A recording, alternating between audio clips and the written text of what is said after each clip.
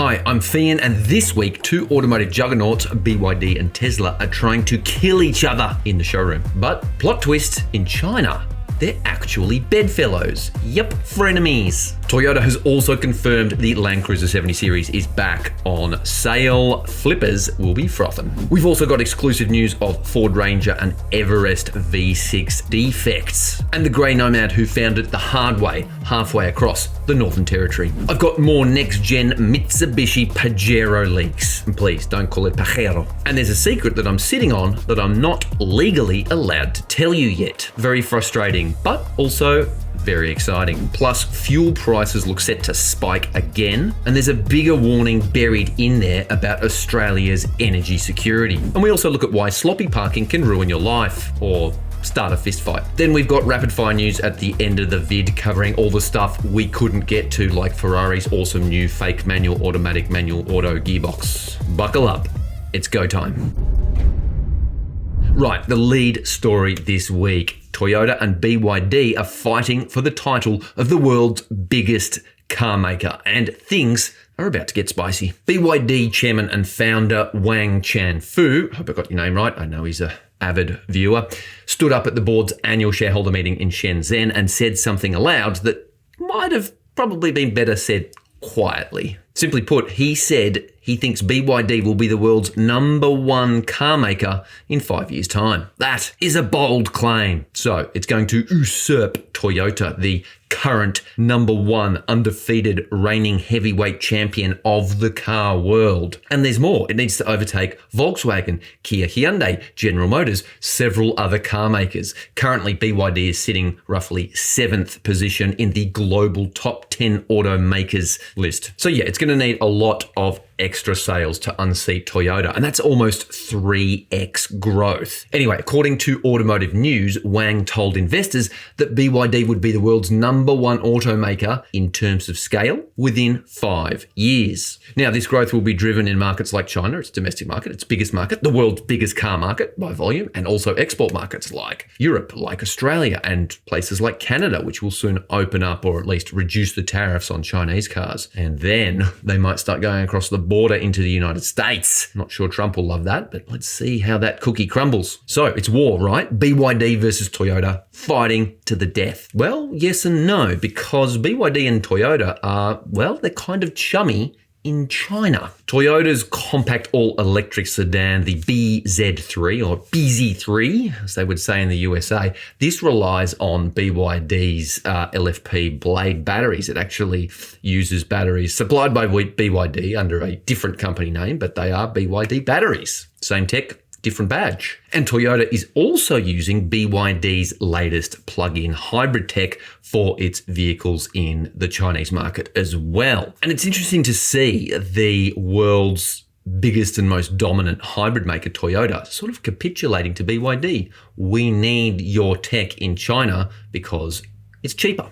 Meanwhile, down under, Toyota's sales results have been a mixed bag. The brand says it wants to hit 230,000 sales by the end of the year, which is impressive, and that's up from its previous target of 220,000 sales. And it's doing this, it says, by securing an additional 20,000 vehicles. And this is sort of not tit for tat, but we see BYD using its own container ships to bring in countless vehicles to Australia. Toyota has to respond. So Toyota Australia sales and marketing boss John Pappas said, and I quote, "I'm pleased to confirm that we have again been able to secure additional production that has been prioritised for Australia. As such, we now anticipate finishing the year in excess of 230,000 sales." So essentially that means they need to find 130,000 sales in the second half of 2026. And that is a big ask, but it's not impossible. And Toyota does have the biggest dealer network in Australia and arguably the most desirable mainstream vehicles as well. Yet, BYD is not making it easy, because in June, Toyota's sales only just beat BYD by 243 cars. And that makes BYD the first brand within 2 decades to come within striking distance of dethroning Toyota. Yes, Toyota has been at the top of the table for a long long time. Consider that BYD has finished in second place for the last 3 months running on the Aussie new car sales charts, and the plot is definitely thickening. Frenemies indeed. Oh, and one more Toyota thing while we're here. The LandCruiser 70 Series is back, baby! After nearly a year of stop sale drama, the 70 Series orders will reopen in August for the automatic versions of the 76 Series wagon, 78 Series Troopy, and 79 Series cab chassis, but auto only. You want a manual? Bad luck. So there's a few changes. The new model now gets a cleaner AdBlue injected 2.8 litre turbo diesel engine, which should be cleaner. Also, the Troopy loses its legendary 180 litre tank. It's now down to 130 litres, which is a bit of a shame. Theoretical range falls from about 1,800 kilometres to about 1,300 kilometres. Still a great vehicle, just can't go quite as far anymore. Next up, an exclusive. Ford has confirmed a manufacturing defect that's quietly been living inside every V6 Ranger and Everest sold in Australia since 2022. The issue, a leaking turbocharger oil return line. About 130,000 Lion V6 powered Rangers and Everests are affected, and the vast majority of them have this fault built in. And it took until October 2025 to even find a fix, and early 2026 before the part even reached local dealers. Ford told us what went wrong, and I quote, "At a factory level, we identified that a specific assembly process at the engine plant in the United Kingdom could induce stress on the oil return line's O-ring groove, occasionally leading to a leak over time. And on the fix, to resolve this, we instituted a comprehensive assembly process enhancement and have received no reports of this issue on any engines produced after this. Good news if you're buying new, not so good if you're buying used." Now, meet Bruce Dooley, a grey nomad from Buderim in Queensland. He's currently caravanning to the west coast with his wife and Louise, towing a 3.2-tonne van behind his 2025 Ford Ranger Wildtrak. Bruce got stuck in the Katherine for almost a week. Not what you want, not ideal. But he'd done his research, he knew about the issue, and he was told before he bought it that it had been fixed. Bruce said, and I quote, "It had been fixed, but just not on our vehicle. We pulled up in the middle of nowhere and I noticed it and thought, that's a bit odd, that looks like oil." Basically, it got worse from there. The nearest dealer to him was in Darwin, and that was a long drive. So he found a local mechanic who then couldn't get the part. And I quote, "He rang the Ford fellow in Darwin and was told there were no parts in Australia," said Bruce. "Then the bloke in Darwin started making a few more calls and found out all the parts were down in Melbourne somewhere. Eventually, the right part turned up and Bruce got moving again. And despite everything, he's still a fan of his Ranger. And this is what he said, it goes all right. It goes great." Grey nomad resilience right there. Look, this isn't the camshaft sprocket recall from last year, but if you own a V6 Ranger or Everest and notice something a bit oily going on under the bonnet, get it checked. All right, third story today, Pajero news. Big Pajero news. The 2027 model range has been leaked via Australian government homologation documents. Sweet. 4 familiar trim grades have been confirmed for the new Mitsubishi Big Daddy flagship. Starts with GLX, then GLS, then Exceed, and then GSR. But we're looking at 6 variants because once you factor in 5 and 7 seat options and the fact there'll probably be just 2 7-seat options, then yeah, 6 models. Check out our previous videos on the new Pajero, the engine it'll get, the platform it'll get, which it's borrowing from the Triton, and of course the very exciting new Ralliart version that could be a legit weapon and potentially take on the Nissan Patrol Warrior, which is almost certain to come back in Y63 guys for the next gen model. Very exciting there too. Powertrain for the new Pajero will be a 2.4 litre turbo diesel engine from the Triton, but potentially with a few tweaks. I hope so anyway. Timing? Well, nothing's official, but we understand the global debut will occur in the next few months. I actually know when the new Pajero is going to launch, but I'm just not allowed to tell you yet. But it is coming this year and we'll be making plenty of content on it, so make sure you subscribe to keep up with all of it. And there's a lot of anticipation. And I get the feeling, especially from reading the comments, that there's also a lot of trepidation. People are worried that Mitsubishi's going to screw it up. But here's a question that's been nagging me. Why was the Pajero killed in the first place? It's such a recognized nameplate. I reckon it probably comes down to money. Rewind 6 or 7 years and Mitsubishi was not in a great financial position. Look, it's still not Toyota level secure right now, but it's a whole lot better than it was. And we're starting to see some improved product from that Japanese brand. I really love that we're getting some Aussie developed products too, like the recent Triton Raider. locally developed, a very good thing. Mitsubishi's also confirmed a plug-in hybrid version. Product strategy boss Bruce Ampol told me that demand isn't quite there yet for a PHEV wagon. And I quote, "It's more a question around PHEV in Triton. Do we have enough demand for that powertrain? We're not seeing it at the moment. So when's it coming? Try 2030. And I quote, "That's sort of where we're looking at that time frame when we'll be doing all new versions of Tritons. That's, I think, more the time frame we'll be seeing that type of technology come through on mainstream Mitsubishis." So, in other words, PHEV Triton won't happen until an all-new generation arrives in 2030 or maybe a little bit later. So diesel is still king for now. But tightening emissions rules in Australia and abroad mean that Mitsubishi, in fact, all car makers for that matter, won't really have a choice going forward. They're going to have to adopt low-emission powertrains. Petrol-electric looks like the most likely combo, but it's not locked in. So a diesel-electric is a possibility, like that Cherry Jackman. What's the ute called? Cherry Stockman. And yes, by extension, that PHEV powertrain will probably flow through to the Pajero as well. Watch this space. Bad news at the Bowser, petrol prices are about to rise again.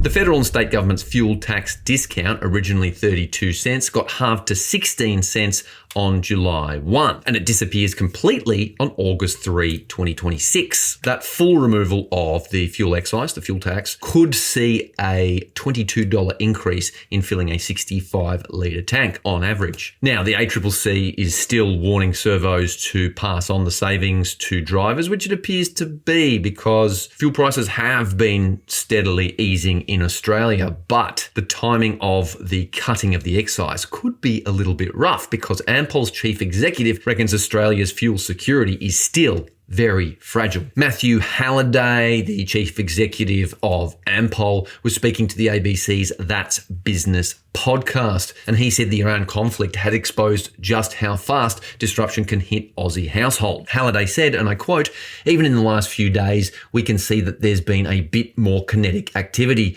Translation, ordnance explosions. Our view is it's going to take some time to ramp fuel supplies back up to something like full production. So Australia does have a small amount of oil refining capacity, but that has shrunk from 7 refineries in 2013 down to just 2 today. Ultimately, there's less of a buffer zone for locally refined fuel, from the crude stuff to the stuff you can put in your fuel tank, especially if fuel supply through the Hormuz Strait does not improve in the second half of 2026. And it's very unpredictable over there. Who knows what's going to happen in the next week, let alone the next few months. But Halliday's bigger worry is not petrol. It's actually diesel and jet fuel. And I quote, "The bigger challenge for Australia is diesel and jet fuel, where there is no real solution that is economic at the moment. So we're going to need fuel security and fuel supply for a long time to come." And even with EVs and PHEVs combined making up for around 1 in 3 new car sales, Halliday says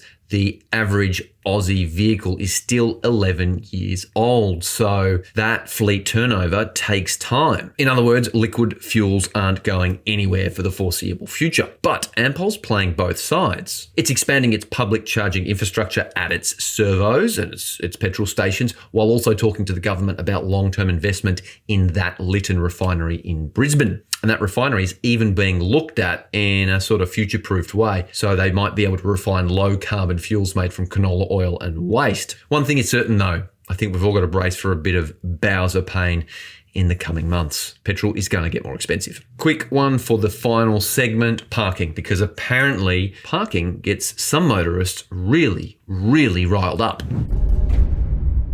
A survey of more than 2,000 Aussies looked at the unwritten rules of suburban life, and driveway access and on-street parking came up as one of the top flashpoints. Turns out coming home to find someone parked across your driveway or in your favourite spot can quickly ruin your day. The street parking issue is really tricky as well, because a lot of people treat their car park on the street as theirs, even though there's no legal precedent to allow anyone to do this. There's literally a song about this by Aussie band Play Lunch called Keith. Came out mid-2025, worth a listen, but there's lots of blue language, including the word Amarok.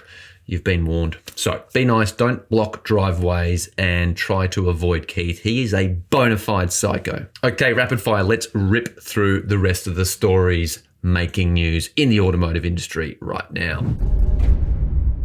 A company called Inchcape has ended its distribution deal of Peugeots in Australia, but that doesn't mean Peugeot is dead in Australia because Stellantis, the owner of Peugeot globally, says it's not going anywhere. It's just changing who runs the show, who imports the vehicles. So there'll be a little transition period and sales are down 32% in this year. So there is a bit of work to do there. Australia just had its biggest new car sales month ever. In total, 140,058 new vehicles were registered. And the top seller for the second month in a row, Tesla Model Y. So just over 8,000 Model Ys were sold. EVs made up 18% of the market, PHEVs 12%. So 30% or almost 1 in 3 vehicles sold last month had some sort of plug. Food for thought. Not everyone had a good month though. Subaru, Mazda and Nissan all had shockers, down 37, 23 and 33% respectively. Ferrari's bought back the manual gearbox.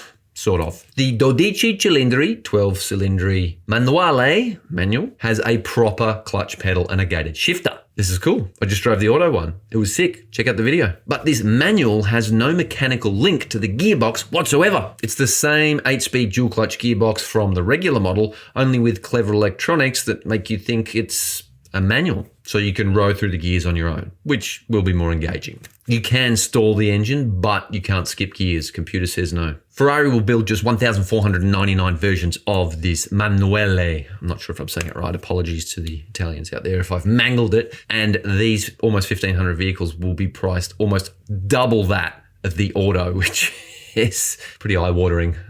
Anyway. Genius or gimmick? Let me know in the comments.